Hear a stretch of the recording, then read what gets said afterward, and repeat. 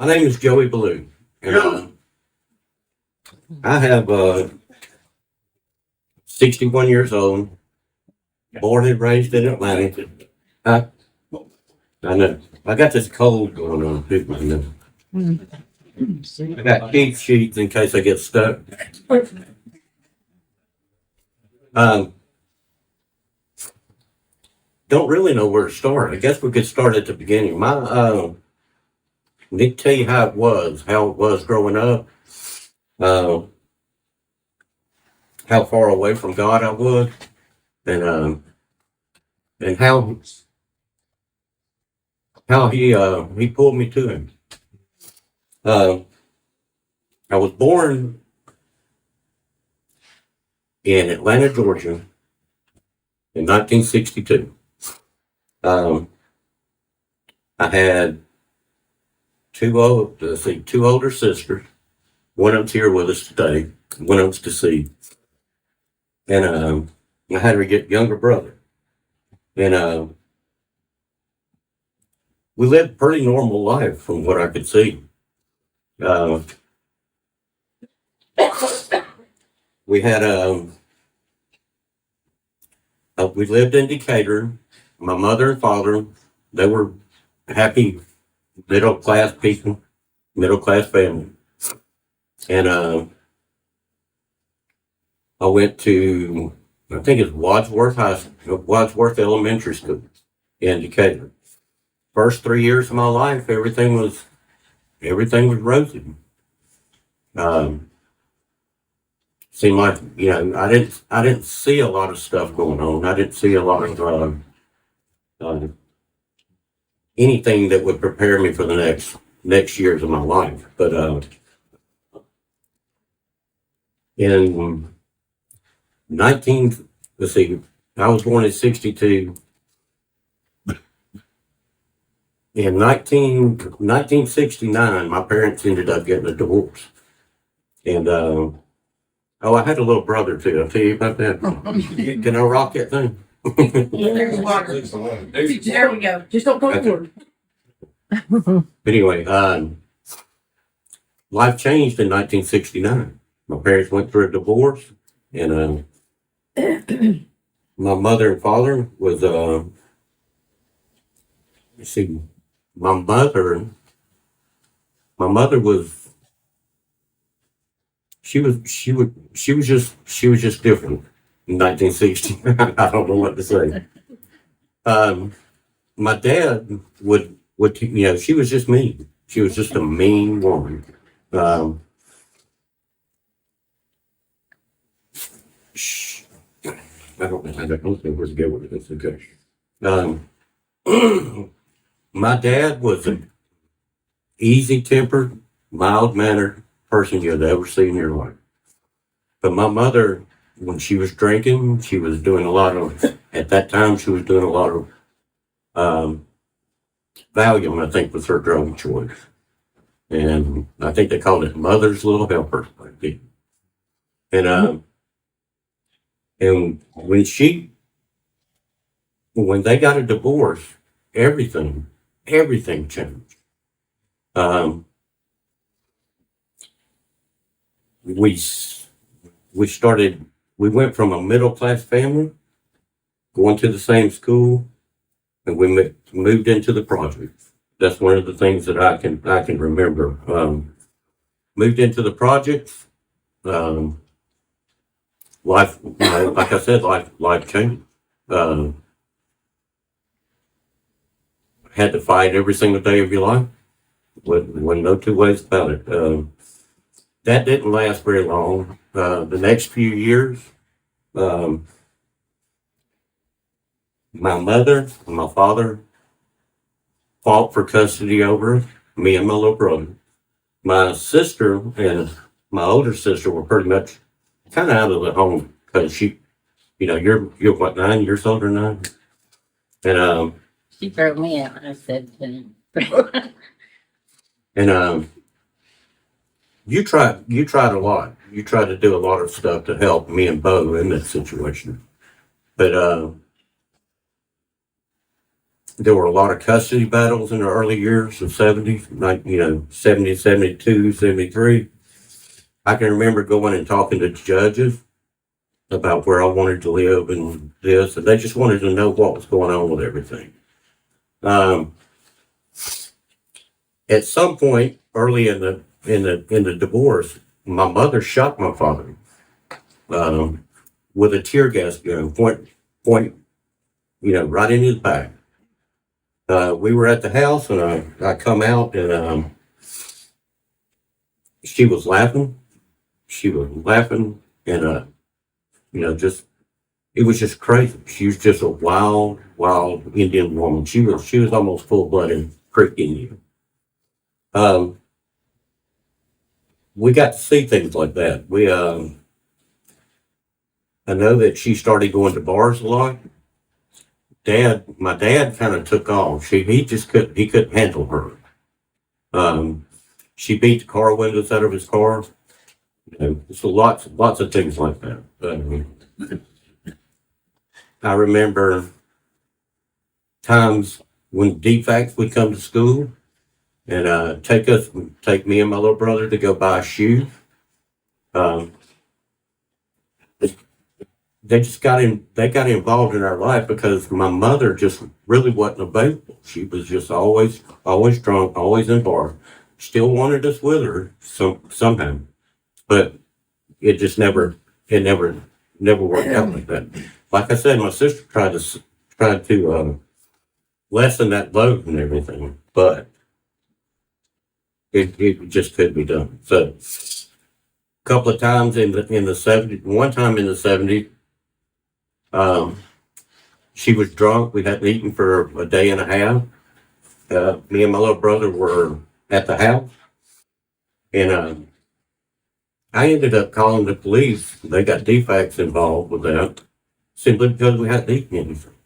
I was kind of playing the role. I was the older brother, and I was kind of taking care of him. During the 70s, she met a man. My dad, like I said, my dad just took off. He was working. He went work. He went out of town to work. He'd stay out of town.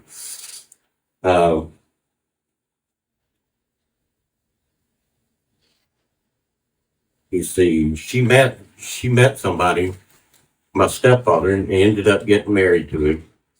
Um, my father would come back into the picture.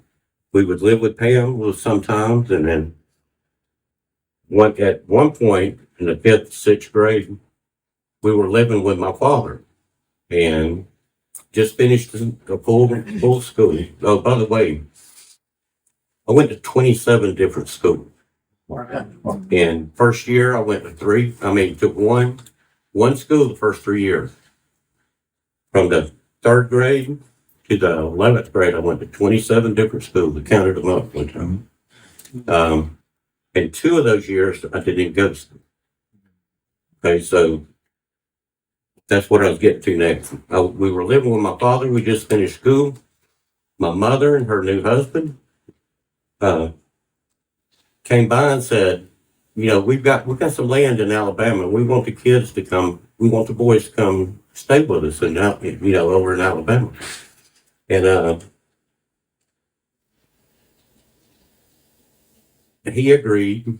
And once we left from my dad's house, she pretty much kidnapped us. All right, for 2 years. Let me back up. My stepfather was on the run from the FBI. He was all through the 70s. He was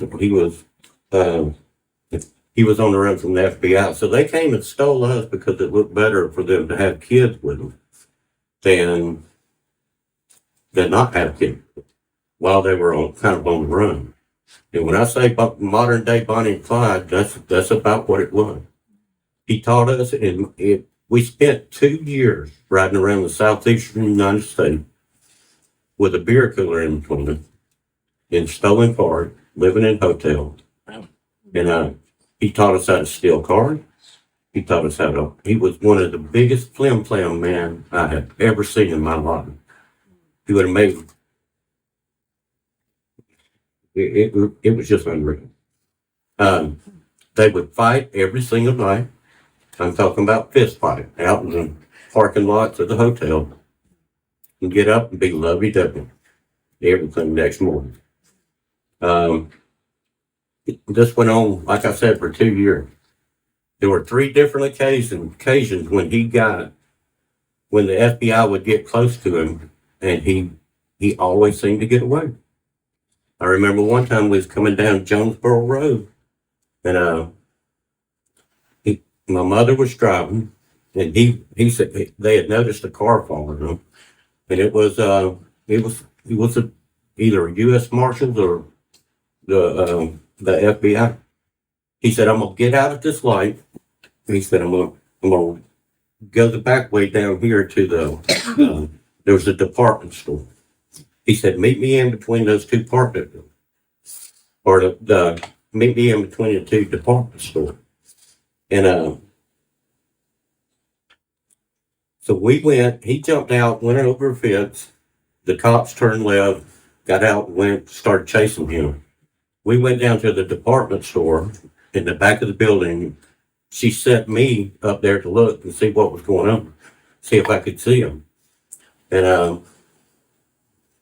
about the time I got up to the corner, he come flying past me, just all out. He had done run 4 or 5 miles. And I looked back, and in the middle of the parking lot, the FBI agent was on his knees holding his gut. And I don't know if Johnny had done something to him, or if, I just don't know. But he got away from him then. And that's the way it was. There were a couple of other times. They would pay me and my little brother a quarter every time we spotted the enemy. They used us to watch out for the police force. And they used us for a lot of things. That, by the end of that 2 years that we spent traveling around the Southeast, he had had so many crimes, and by the time he got caught, he went to prison. Federal prison was convicted for everything he'd ever done in his lifetime except rape and murder. They could, if they found out about that, they could do it. He was my mother. She was just it was just crazy. It was just a crazy life. Finally got back to civilization. I don't even know how it happened, but I ended up just I couldn't wait to just get 16 and get a car and just to get away from all the crazy, that was my definition of love. That was the way love was modeled for us. She said she loved us, but she used us, and she did a lot of crazy things. I could tell you 100,000 stories similar to that, but I'm not gonna get into that. That's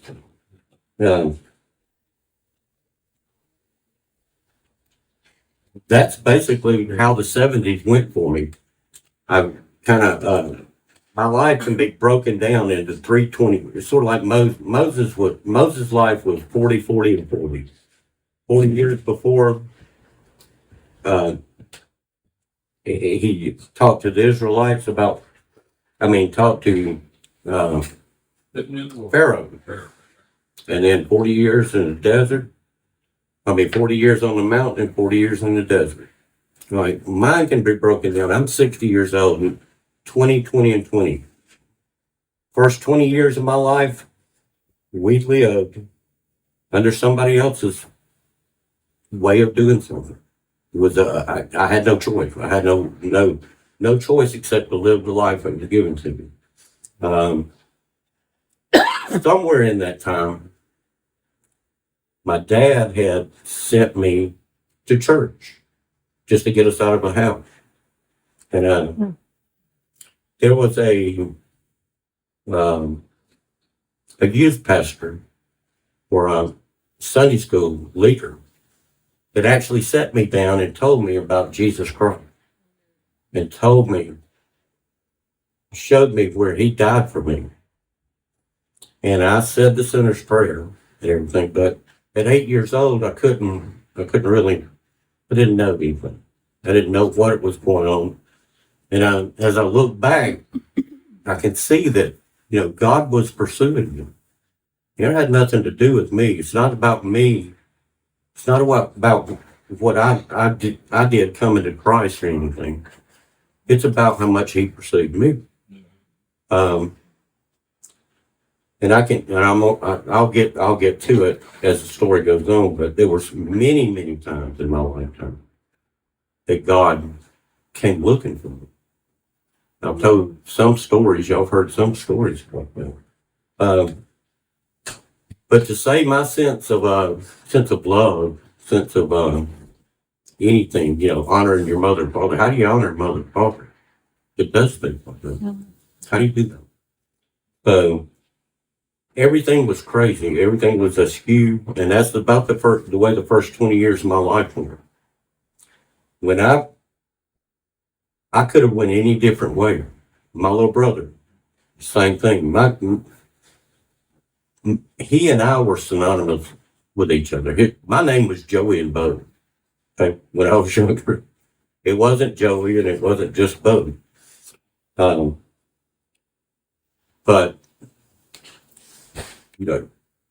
first part of our life like that. I can look back and see a godly grandmother, okay, a godly aunt, another godly woman, other people that I know for a fact that they prayed for us. They saw the things that we were going through as kids, and I know that they prayed hard for us to find Christ, to find something. So I had this awareness of what God, or who God, not who God is, but that there was a God. I always tried to be good. I never could measure up. Never could measure up to that. By the time I was 20, 18, 19, I decided that I did not want to live life like that. My mother was still alive. My father died when I was 25. But there was a lot of hate in my life, and it was growing. I didn't, the more I understood about what was going on and the way they did with us growing up and everything, it was just a lot of hate building up. That's the only way I can think of it. So by the time I was 20, I said, I'm not living like this. I'm going a different direction. I'm going to do things my way. Here I go. Here's my little God role. So when I start playing God. So everything in my life, from there on, I did it my way. There was no God in my life. I didn't know him, even though he still pursued me. I had 2 kids. Ashley, here's the oldest. Then I have a younger daughter. She's not here tonight, Miranda. But I tried to be a good father. Given the models that I had, my sister was probably the only good model that I had. We lived with her at times when we were growing up in the 70s and everything like that. There's a lot I'm not going to get to, but I hope you can get the gist of what was going on.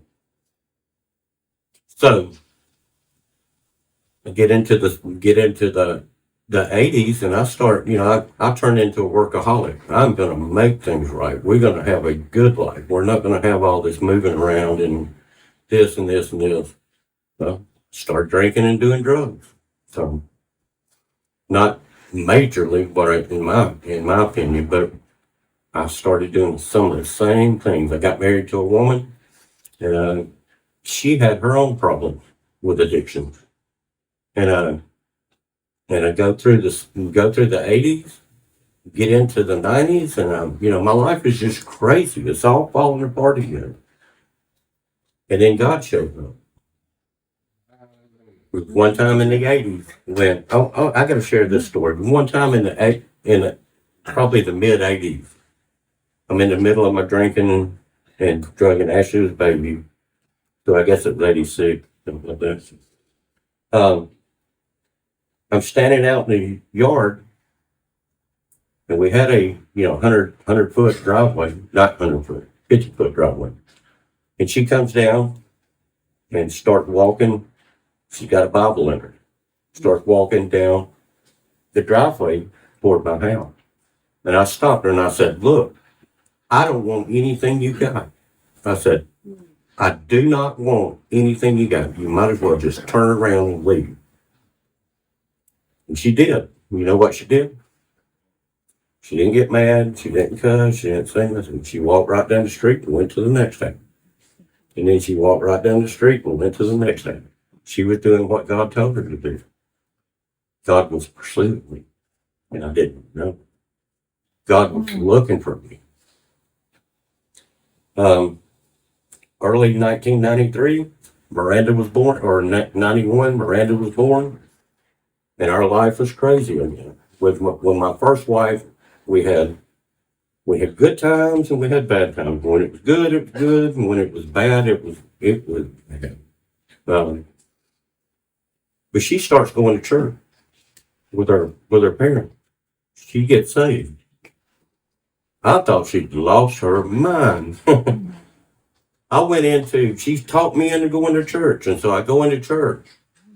And so at the end of the church service, they're standing around praying, talking in tongues, praying over me, and I'm in the middle, I'm thinking, "Oh man, if I can just get out of here.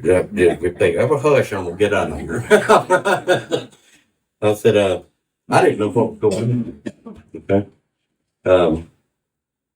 The next week, God got a hold of my heart.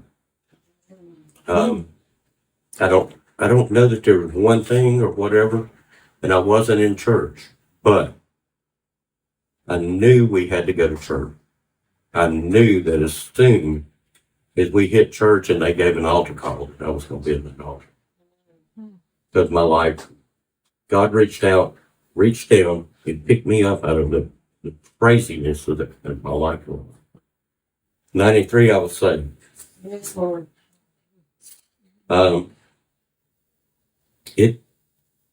I kept going to church. Your mother didn't go to church. She went for about a year and she quit going to church. But I continued. I continued to go to church. I continued to read my Bible. I dove into this word right here. And a lot of it made sense. There was a lot of it that didn't. My vision of love was so askew that I couldn't understand it. How, when the Bible talks about love, it's kind. It does not envy, does not boast. It is not rude. It is not proud. That is not what the model of love. My parents, they loved me. My father was always gone. My mother was crazy wild. But they loved me. They wanted me around. I spent a lot of time early on running back and forth to my mother, trying to get her to love me the way I really wanted to be loved. And I didn't even know what that was. She couldn't do it. She could not do that. She didn't have it in her to do that. And so 5, 6, 7 years, toward the end of the 90s, I stayed in the Word. I stayed in reading the Bible and everything like that. But it just did not make sense. Me and my wife ended up getting a divorce. She left in 1999, toward the end of 1999. She left. and my world came apart again. And it was all because of alcohol. Yeah, alcohol and drugs. Or so I thought. By then, I had a hate for alcoholics and drug addicts like you have never seen before. All of this stuff that they did to me, their stuff in my life did to me, and I hated it. I hated my mother. I did not like my father, even though he is dead. I don't know that I completely hated him, but it was, he had a part in it too. And the second 20 years of my life, from the time I was, 20 to the time I met Christ and got into the divorce, I was still doing things my way. I'm standing on, it's like standing on a pile of trash, loudly proclaiming that I did it my way. That's about what it was. And I borrowed that quote from somebody. So anyway, but that's about the way my life was. You can't, Jesus talks about it in the Bible about if you want, you have to forgive to be forgiven. You have to love your brother. You have to love your neighbor as yourself. Yeah. Well, I did. I just didn't like me. I didn't love me. Didn't know nothing about me. It's as strange as anything. My sister, well, my little brother and me and my little brother were going through a divorce right at the same time. Okay. And we were sitting in Pam's kitchen, my sister's kitchen one time, and wondered, so what's wrong with us? What is it about us that we can't, that things won't work? That we can't make things work, blah, blah, blah. And she pulled out a little book that said, Love is a Choice, Recovery from Codependent Relationship. And in that book, a couple of psychologists and psychologists talked about what recovery from dependency on that. The families, for every alcoholic out there, for every drug addict out there, there's 5 or 6 family members that are affected by their drink. Their lives get messed up, as evidence from my life. And so, God walked me through the doors of Al-Anon. In that book, he talked about a group called Al-Anon. And Al-Anon is a group for family members of alcoholics. AA, Alcoholics Anonymous, is for alcoholics. Al-Anon is for family members. They had a program called Alatin. I actually was part of it for a while. In Al-Anon, I learned why I was like I was. I still hated them. I started going to meetings. People would talk about this and how they would never tell you what to do. They would just offer suggestions about how this and that. Through Al-Anon, God changed me. The 12 steps are powerful. And if you never seen them, never known them, if you look at them and study them, you'll see why. I worked through the 12 steps, and my inner healing was complete through Al-Anon. I got to a place to where I could love my mother, even though she'd done all that stuff to me, and I could forgive her. And God used Al-Anon to work through me. I didn't find it in the church. Yeah. I found, everybody's talking and preaching about God and about this and about this. But my recovery came through Al-Anon. And today, that's pretty much the second 20 years of my life was recovering. God took all the scattered pieces and took them from me and pieced them right back into holiness. Today, because of what I went through in Alabama, I am a whole person. I know. Sometimes you don't, well, I have seen other people go to church, get into small groups and things like that and find recovery. I'm not saying it can't happen. Mine just did not happen. It happened now. Now when I go through and read this Bible, it makes sense. You know, when he says, he's your father. He's not going to take off and run and just because mine. You know what I'm saying? Things just started clicking and started making sense. And I love it. And that's what, God picked me up and walked me into those rooms. There's another time when he was pursuing me. He was straightening my life out so that I could be more of a blessing to him and others in my life through his word. Today in Al-Anon, I was an Al-Anon sponsor. When I was recovered, I started giving back to what they had given me. And so I became an Al-Anon sponsor. I wanted my kids to have that same kind of life. And they would go into Al-Anon meetings, and not necessarily mine, but they would go into other Al-Anon meetings, be able to talk about their problems, about everything that's going on, without someone judging them, without someone talking to them, telling them this or telling them that. It was a place where they could let it go. Ashley met Sissy's son, Patrick, in Alateen. And I met Patrick in Alateen. And I kind of knew of Sissy. She wasn't my kind of woman. I was in that stage where I was still dating and seeking, and I would find I could go somewhere and I could find the most depraved person in the place. And I was so attracted to alcohol. I was attracted. I don't know what it is. But that wasn't Sissy. And so we knew each other. And then before you know it, Sissy's life was going in a different direction where there's divorce and all that kind of stuff. And she asked Patrick, is that what it is? Yeah.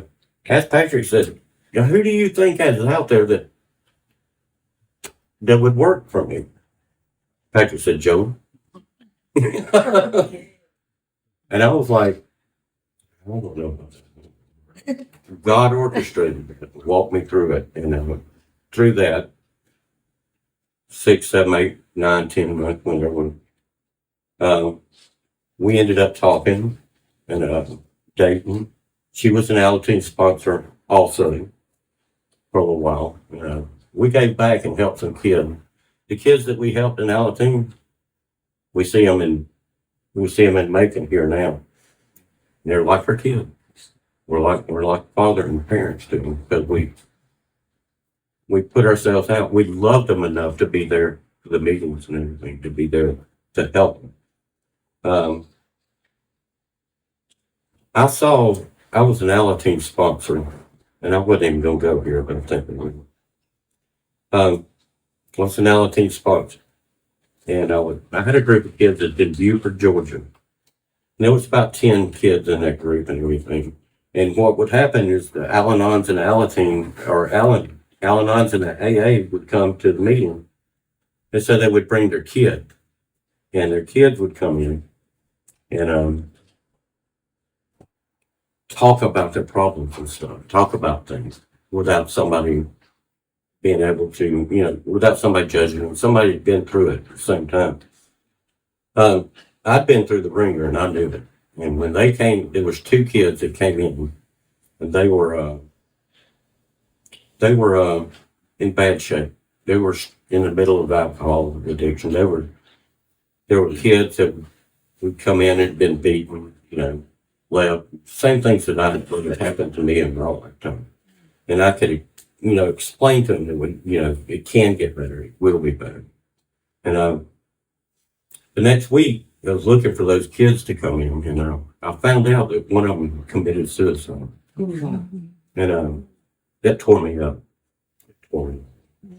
He couldn't see beyond his circumstances that he was in the midst of right then. Could not see beyond that. And so I strive to instill that in those kids. I don't know why I brought that out. I don't know why that came out. There was nothing I could do. I couldn't save them. I'm not God. Here I'm learning how to build a new life. And just not God. The last 20 years of my life is a story of me not being God. The middle 20 years was me playing God. The last 20 years, God is the Lord.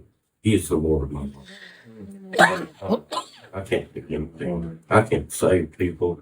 I can help them. We start this Bible study and we keep the Bible study going simply because I love people. I love them. I can love now. I'm in a place where I can love. That is the biggest thing that God saved me. That's the biggest thing that He straightened me out through Al-Anon so that He could use me for the rest of my life. Amen. And in a mighty way. I pray. One of my biggest prayers is to do something great for God in my lifetime before I die. I might not ever know, but I'm going to. I'm seriously going to. He has always, the one thing that I wanted to get to, one of my favorite Americans is Martin Luther King Jr. And he said, I choose love because hate is too great a burden to bear. Straight from the Bible. I know. Hate is too great a burden to bear. I bet I aged 40 years. I was grown by the time I was 12. By the time I was 16, I was gone. Had a car, had a profession, and not your normal childhood.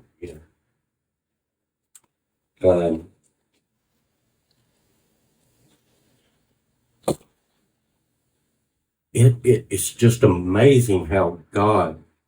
I look back and see how God has pursued me in my lifetime.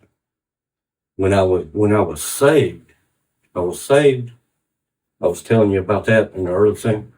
The next day, I'm out on the job, I'm a painting contractor. And I'm talking to all my guys that I've been drinking with and all this kind of stuff. I said, what are y'all going to do if I change? Oh, you're not going to change. Yet nothing happened to you. No. I said, well, I'm going to get lunch. It was about 11 o'clock. I was in Gainesville. I drive past Free Chapel Worship Center. I don't know if y'all know where that is. Go up to the parties. And I walk in, and they're still changing things over. So I have to sit and wait. And I'm sitting there waiting. And they've got like a little queue line. And I'm sitting there just waiting, patiently waiting. Somebody walks up to me, right beside me. He had to come through a little queue to get there. Okay? And he says, man, God is so great. He said, I just went and seen Jensen Franklin. He said, he was talking about the drugs. He was talking about how drugs is part of Satan. Satan uses drugs to this and that. He kept on and everything. He said, I've been looking for a job. And he said, I got 5 job offers right now. He said, God is so good. And I had been having doubts about what had happened the day earlier, about me being saved. Satan was attacking me. He was like, and nothing happened. Nothing happened. You need to change. You need to change. Blah, blah, blah. This. And And I said, yep. And I turned around, put my coat or whatever I had in my hand in the garbage can and turned back around. There was nobody there. Nobody. There's no way somebody could have even flown and got out of my sight before I turned around and talked to me. God sent somebody to me to tell me, to show me that what happened was real, that He is in control. That's right. I called my wife crying like a baby. I mean, my first wife. And it was just amazing. It's amazing how God has reached out to me to bring me home. You know what I'm saying? Get a little moving this way, and God says, no. Let's go back this way. Let's sends people in your life, sends Bible studies in your life. You know, it's just all the little things like that God uses to take for me, for His purpose. Does that make sense? Yeah. I have a wonderful wife. I love this woman right here. And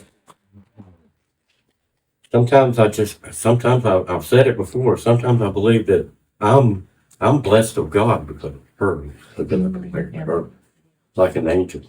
And today we have a good life.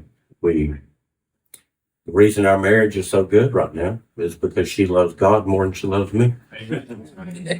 And that's the way it should be.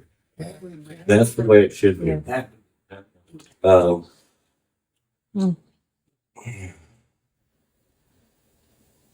What was I going to say? There's a couple of things. Today, I don't have, I live a life of love the way Jesus modeled. Unconditional, loving, sacrificial. And it's up. The further and further and further I get away from the time that I was saved, the more and more and more and more I know that it's not about me. It's not about what I've done to become a Christian, to become a child of God. It is what He did. He pursued me. He caught me, and that's where I'm at today.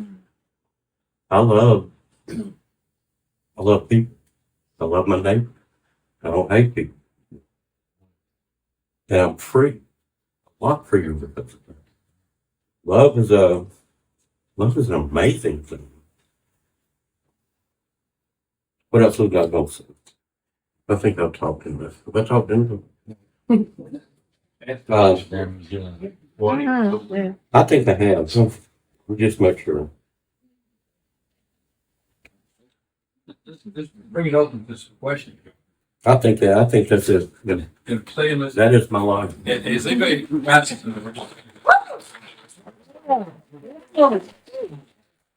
while we got him here, and you got a time to ask him some questions about different things in his life. Something may have triggered a memory or something. I there asked some questions like, so now's the time to get him because we won't get him any other time. What happened to your little brother? Huh? Where's your little brother? We are closer than we stay. We're close as we've ever been. He lives in Gainesville. He has a son-in-law and a daughter and 2 grandkids here tonight. This little thing. He couldn't be here, but he's got to be. That's the story. Yeah. I would just like to say that looking back over our past, that I don't know why Joey and Bo turned out how good they are, except for God's grace. Yeah. The We could things win any that- kind of different things they way. went through. You hear about on TV and in movies of these guys that are robbing and killing and raping women, but the things they went through, they could have come out the other way. And they are both godly men, good men. Amen. And I think, like Joey, that it's prayers from our distant relatives. Because they didn't learn it from, I told Joey one time, Mama didn't have a mom. And Daddy didn't have a daddy. They left them when they were young. So they didn't know how to be parents. I was able to there was a lot of things in that relationship that in both the relationships that got right before they done. Yeah, And I think that's a good thing. I don't know how it did, but but it was hard to live through. And I put many years. I would like to say something about drugs. I don't hate drug addicts and alcoholics. just let y'all know. But it's a scourge on our Yeah. life. Yeah, So many family members, so many friends were dying yeah, because of the drugs and stuff. And it's I hate to see that because it's nothing but attack from Satan Amen. against them. Yes. It's all from him.